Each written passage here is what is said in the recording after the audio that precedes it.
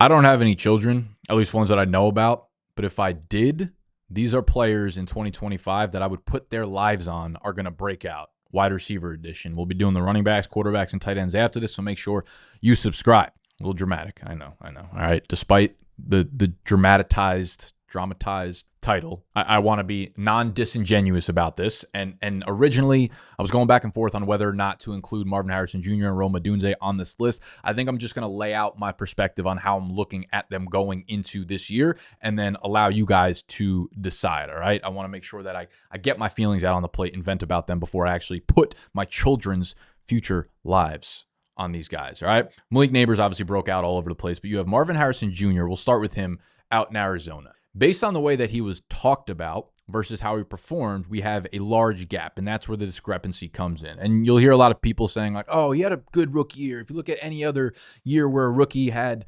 62 catches, 885 yards, 8 touchdowns, that's a really strong rookie year. And I would agree to that in theory. Looks really bad, however, when you start to pair him next to Malik Neighbors and Ladd McConkey and Brian Thomas Jr. and Brock Bowers, all guys that went over 1,000 yards, all guys that exploded as rookies, while this guy, Marvin Harrison Jr., was the clear alpha and the clear, prize of the class. And you get drafted 4th overall, and we're now comparing him to these are strong rookie numbers over the course of the last 20 years, but over the last half decade or so, we've also seen the Justin Jeffersons and the Jamar Chases. Marvin Harrison Jr. has as much and probably far more hype going into the year as these guys, and then underperforms them. So when you compare him to historical classes, sure, but when you start to compare him to what we've seen guys take over during this era and this generation, you start to see the gap there a bit. So a lot of negativity coming from me, but the biggest problem with Marvin Harrison Jr.'s rookie season was not his play, was not him as an individual. It was Drew Petzing and how this offense used Marvin Harrison. He was stuck on the outside, on the line of scrimmage, in isolated and help over the top coverage on almost every single route he run. There was zero creativity in this offense for Marvin Harrison Jr. This is an insane stat that I came across.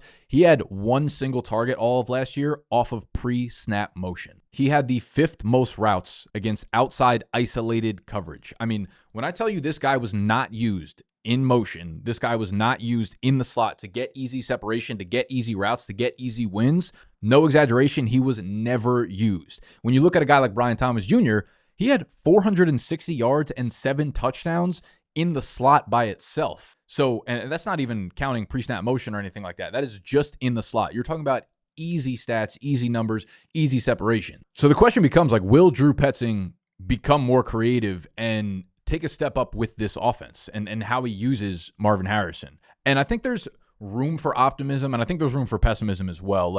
When you look at the totality of the offense last year, if you watched the Cardinals play, if you were an Arizona fan, if you watched Kyler play, it never felt like that team clicked. It always felt like if James Conner wasn't getting 20 carries a game, this offense had so much trouble having any sort of consistency here. They'd have some ceiling games, but then there would be so many games where they'd go quarters and halves and full games at a time where it just never clicked on the offensive side of the ball. And some of it's Kyler, some of it's the OC, some of it's Marv not being strong at the catch point. All these things contribute to it. But the question is, do they progress? Does it change? Because they're going into the year with a very similar group of guys. Same weapons group, same running back group. The offensive line should actually be pretty good, which is something I'm optimistic about. But Petzing is 37 years old, so he's still young. I still believe that he can be better as an offense coordinator. It's only his 2nd year as an offense coordinator. So will we see the progression? I hope so. A younger guy, you usually do start to see him becoming more and more creative and him becoming better at what's actually working in the NFL at that point. So I'm cautiously optimistic about it. What makes me pessimistic about it is we saw none of that over the second half of the year. We did not see this offense progress. We did not see them use him in a better fashion. We did not see them become more pre-snap motion heavy or flexible with the adjustments of where players were lined up. So I think there's a case to be made on both sides. When I look at Marvin Harrison Jr. as an individual, him as a route runner, I still think everything points to him being a very good wide receiver. If you look at his profile that Matt Harmon just dropped on Reception Perception, very much worth the login and buying a membership on that site. He just released last week his Marvin Harrison Jr. profile. 75th percentile success rate versus man coverage, 72nd versus zone, 80th versus press. When you look at other sources like the Fantasy Points data suite, 18th in overall route win rate, 8th in win rate versus man coverage. When you look at Player Profiler, a third source here, third overall in win rate versus man coverage. So he is separating without any problem, as he did at the college level, at the NFL level. And for the most part, again, historically, I know I kind of just shit on this, but I think it's a point of emphasis here that should be looked on brightly. When you look at players since the year 2000 that were top 100 picks that had at least 850 receiving yards and at least 8 touchdowns in their rookie season, I mean, the list is juicy. Jamar Chase, Julio Jones, Mike Evans, Odell Beckham, Brian Thomas Jr., Jordan Addison, Kelvin Benjamin, Michael Thomas, Chase Claypool, A.J. Brown, Anquan Bolden, Keenan Allen, Mike Williams, the Tampa Bay Mike Williams, and Marquise Colston. Like, sure, there's a couple flops on there, but for the most part, among these guys who did not get hurt in their second season had phenomenal year twos. So my biggest question is Drew Petzing going to be able to improve this offense and be more flexible and use Marv in the slot and use him in pre-snap motion? That is something I am going to keep a very keen eye on in the offseason with beat reports out of Arizona. Do they move Marv around a lot, or do they keep him isolated on the outside? Because if that's the case, it's going to be problems again for him. His Vegas total for year 2 is 900 receiving yards. So his over-under is 900 receiving yards for year 2.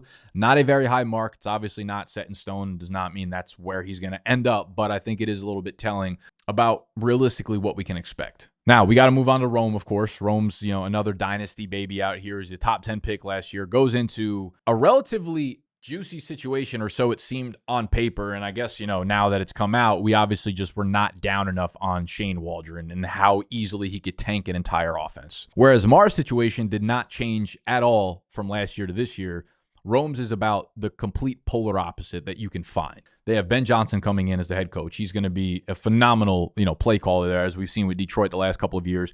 They also now brought in Drew Dahlman at center, Jonah Jackson, Joe Thuney at guards. Like, this offensive line will now not allow Caleb Williams to take 75 sacks a game. I know he holds on to the ball for too long, but again, that's going to happen when you have this type of offensive coordinator that's not teaching you and not showing you how to actually watch film. Like, the reports that are coming out of Chicago right now about Caleb Williams and how he wanted to watch film and he was like in there every day and they didn't have coaches to watch with him or teach him anything, or it's like horrible. Like, I can't actually believe what is coming out of Chicago.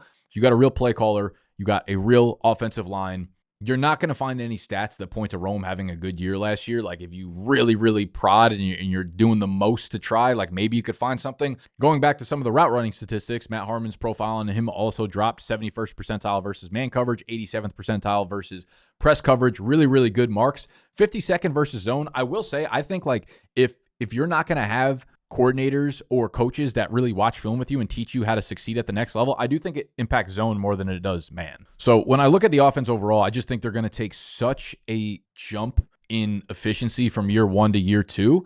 And you have Keenan Allen out of the way. And I will say, like, it's not really being talked about at all, but we should not downplay the fact that Keenan Allen just had 121 targets in 15 games. I get it. Luther Burden's coming in as an early second-round pick. Colston Loveland's a top 10 pick, but they're both rookies. I would imagine Luther Burden's just going to be a slot guy, pretty much a slot-only guy to start, and Colston Loveland is a rookie tight end. So I wouldn't be shocked if, like, the two combined to have just north of what we saw Keenan Allen's target totals to be last year. Like, if them two combined for 140, 145 targets, I don't think that's crazy. So I still think Rome has every opportunity to jump DJ Moore to be the number 1 in that offense, but there are a lot of moving parts here. So you are paying the price for a guy that didn't have a stellar rookie season. So I could absolutely understand the pessimism or the hesitation to click draft on a dude like Rome in the 5th, 6th, even 7th round. So I felt like those two needed to be addressed at the top. But here are guys that I'm like really, really, really, really, really, really, really personally in on for breakouts in this upcoming year. The first of which is Josh Downs, the wide receiver on the Indianapolis Colts. I just purely think he is the best receiver that they have in that group. He's a great player in an obviously subpar situation. I really think we're just waiting on the situation to be flatlined, to be stabilized for Josh Downs to go 90 for 1,108 touchdowns. I also want us to think back on last year. Like, he took a step up last year, and he did that while having a high ankle sprain in the summer. He missed weeks 1 and 2 and was a part-time player in week 3. Coming into the year with a high ankle sprain is one of the biggest caution flags that you're going to find. And we don't know what's going on at quarterback. Is it Anthony Richardson? Is it Daniel Jones? It's not good regardless, but I will say, and I think this is important to point out, Josh Downs played really well with Joe Flacco last year. Let's look at the splits in the games after, again, week 3, where he missed weeks 1 and 2 with a high ankle, and he was a part-time player in week 3. Weeks 4 through 18, he's got 7 games with Anthony Richardson, 7 games with Joe Flacco. In fantasy, he outperformed himself with Anthony Richardson as opposed to Joe Flacco. Now, I get it. The volume wasn't there. And listen, I know I'd be disingenuous if I was here saying, like, I'd rather have him with Anthony Richardson for 17 games as opposed to 17 games with Joe Flacco. But the numbers are also there for you to see. Like, maybe it's the fact that Richardson takes more shots down the field. So with less volume, there's still the upside of breaking off big plays and having bigger plays just in your arsenal there that account for, the lack of targets. But scored more half PPR points per game, scored barely more PPR points per game. The volume was down, but he had more touchdowns. He had just about the same number of receiving yards. I just think Josh Downs as a separator, Josh Downs as a route runner is like as good as it gets. Going back to Matt Harmon's RP, 93rd percentile success rate versus man coverage, 82nd percentile versus zone coverage. When you look across the industry, 21st overall separation score for fantasy points data, 25th overall in win rate versus man coverage. Player profiler, route win rate overall, number 5 in the NFL, win rate versus man coverage, 15 in the NFL. I love this fucking dude. I love Josh Downs. You know what? Remember at the beginning of the video, I said, I don't know if I have kids. I'm adopting Josh Downs. He's my GOAT. Let's move to another slot wide receiver, and that is Khalil Shakir, wide receiver in Buffalo. He's entering year 4, and I know that you could probably say he broke out last year.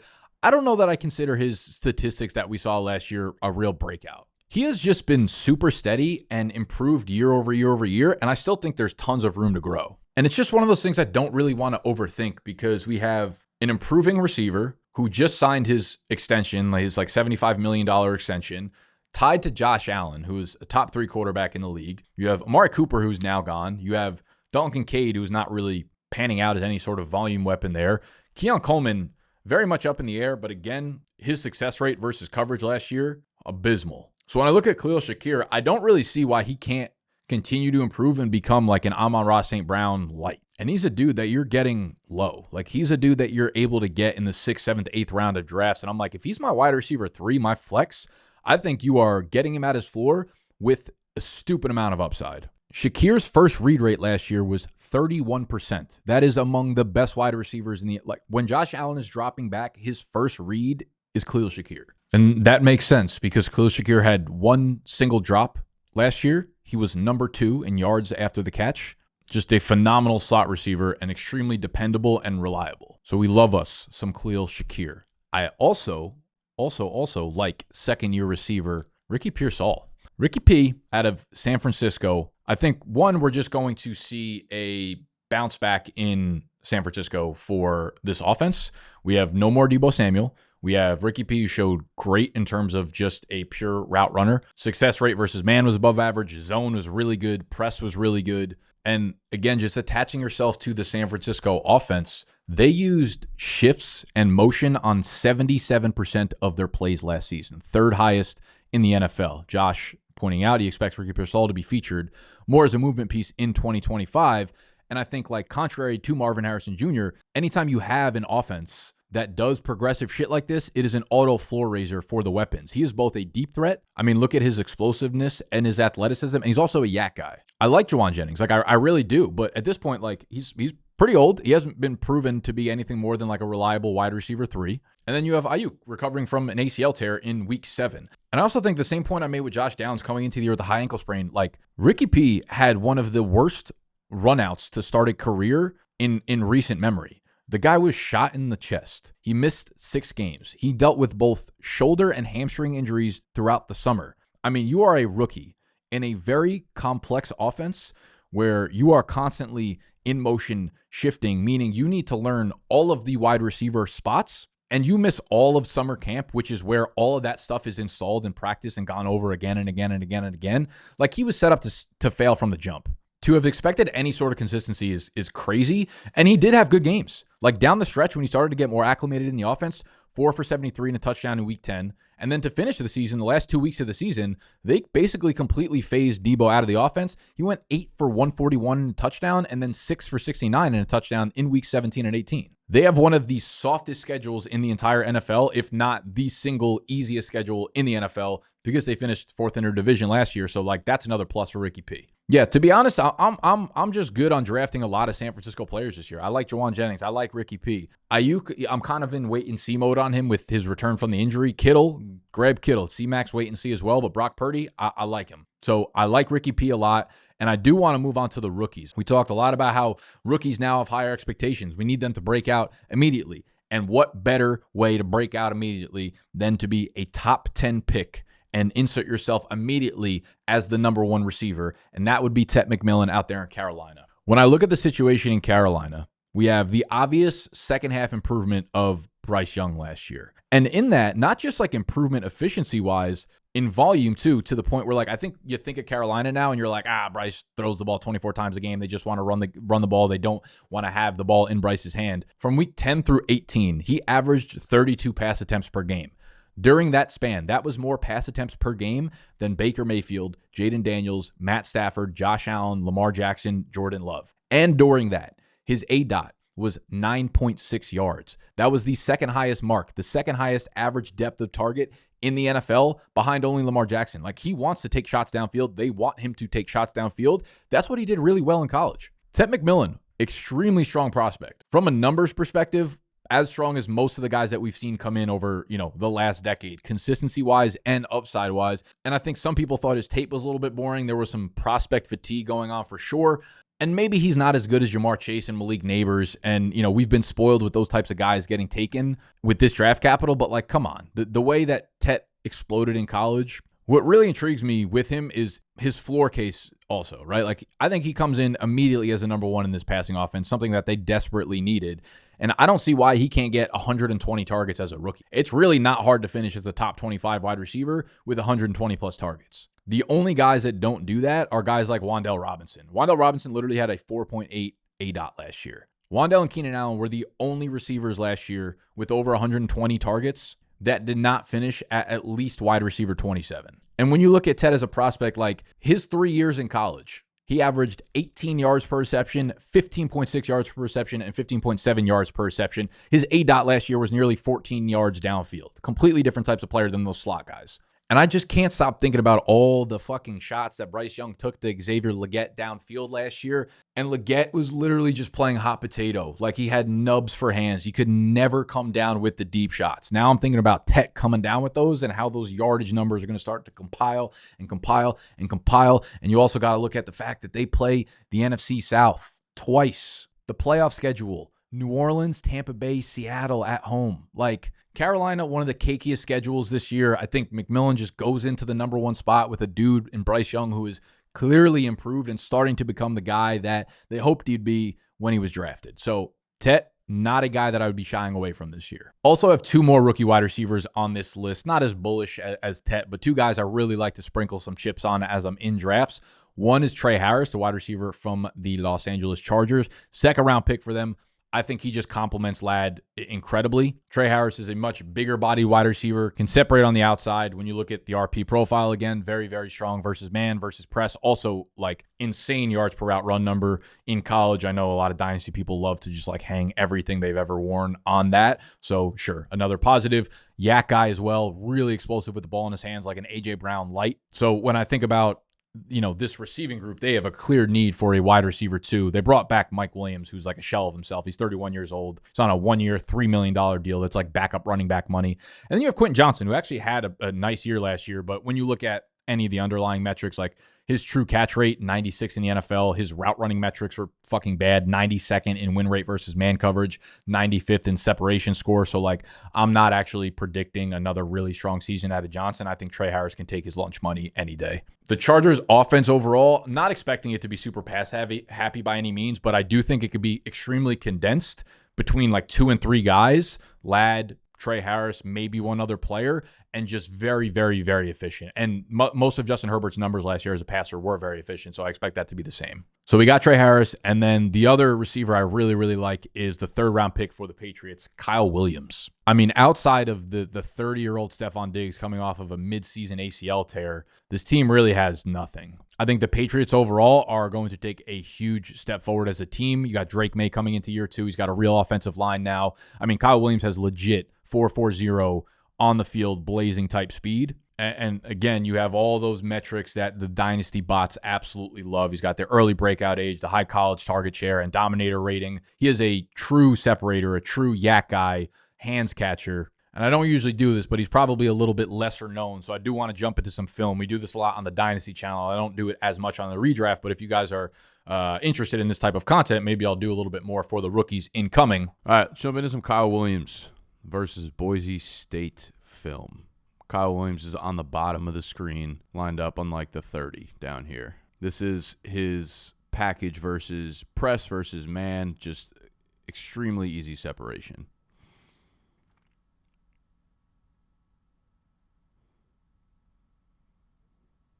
Abysmal throw by the QB, but you'll see this time and time again with his tape where he's got really quick feet off the line of scrimmage. He kind of fakes breaking inside, which leaves the cornerback out there desiring it. And since Kyle Williams can absolutely fly, the cornerback stands absolutely no chance. And you'll see the throw from this angle.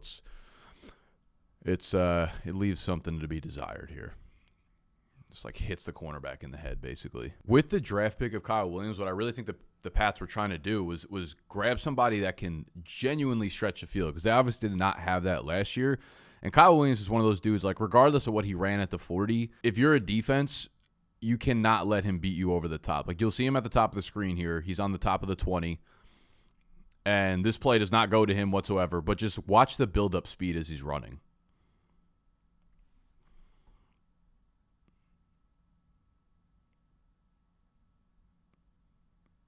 If you're playing one-on-one with him, you're not going to be able to cover him. They're going to need to use the safety over the top. This is one of the sexiest routes I saw on film while watching this entire class. He's at the top of the screen up here. Just watch what he does here.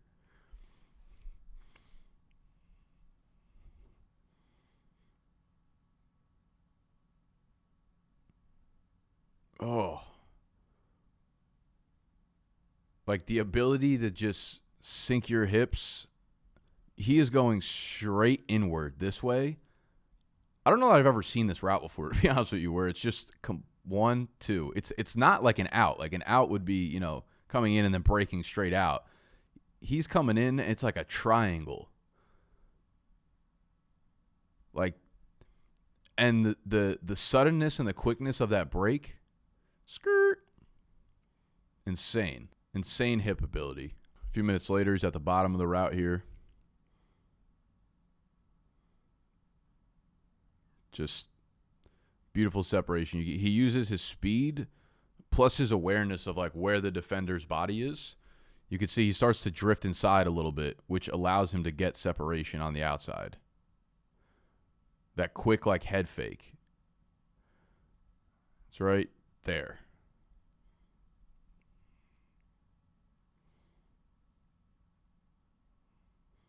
And again, if you don't have a safety over the top, like you're just fucking throw him in a spit and roast him. Another part of his game that the Patriots are going to love him for is just his pure yak ability and speed after the catch.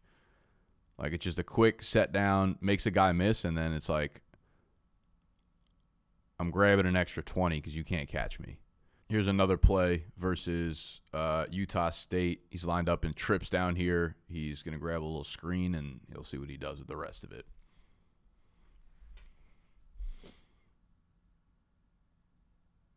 Breaks one tackle, and once he cuts outside, you're not catching him. That's just like the Patriots did not have a player that could do that last year. We'll show you one more sexy little stem at the top of his route here that would have had him wide open for a 60-yard touchdown if the quarterback saw him. It's on the bottom of the screen there.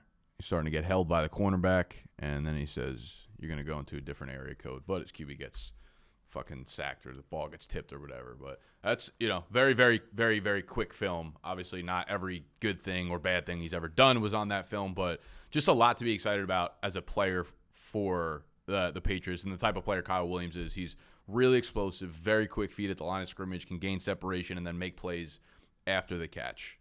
So, yeah, he's a dude that I could see developing into like a real deep threat and a dude that, you throw into your lineup and maybe he goes 4 for 80 and a touchdown and starts doing that like bi-weekly towards the end of the week. Like whether that's a Rashid Shaheed type guy or even becomes a little bit more volume heavy than that. So as you can see, Kyle Williams, a menace on tape. I think he's going to fit Drake May's play style and just this offense really, really, really well. As you can see, they're just trying to add a bunch of speed. Kyle Williams, Travion Henderson, Drake May running around, scrambling, all that kind of good stuff. So those are the players that I have a very, very keen interest on in 2025 fantasy football at the wide receiver position. From the top, we talked about Marvin Harrison Jr. We talked about Rome Odunze. I love me some Josh Downs, Khalil Shakir, Ricky P, Tet McMillan, Trey Harris, and Kyle Williams. We will be doing this same video, running back version, and then I'll probably combine quarterback and tight end into one video. But if you're interested in any of those things, make sure that you subscribe to the channel. If you're new here, hit the button that looks like this down below. Lets me know that you enjoyed this type of content, and I will continue